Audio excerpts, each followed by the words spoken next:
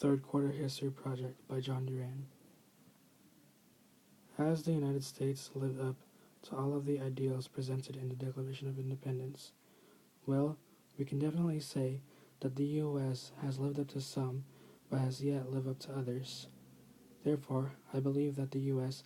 has not yet lived up to all of the ideals presented in the Declaration of Independence, because there are still a few more or a couple more ideals which have yet to be lived up to. So I'm going to talk about the ideals which have been lived up to, then the ideals which have not yet been lived up to. The first ideal which has been lived up to is democracy.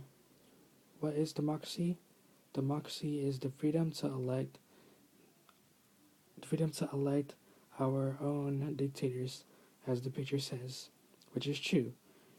Democracy is a form of government which is practiced, which gives power to the people,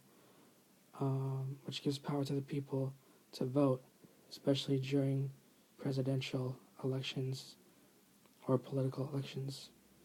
And I believe the U.S. has done a good job at this because any citizen has a voice to vote. Therefore, I believe that the ideal of democracy has been lived up to.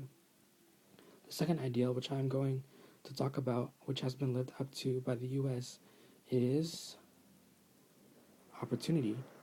Opportunity is a chance to take an advantage mainly towards success instead of failure.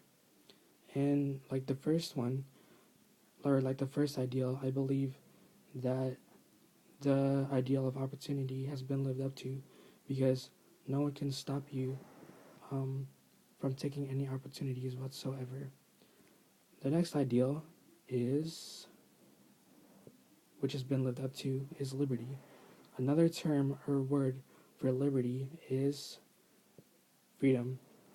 I believe this has been lived up to because, well, there is freedom of the press and freedom of slavery.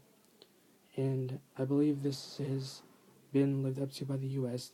because in 1865, slavery was abolished and can no longer happen because it is against the 13th Amendment.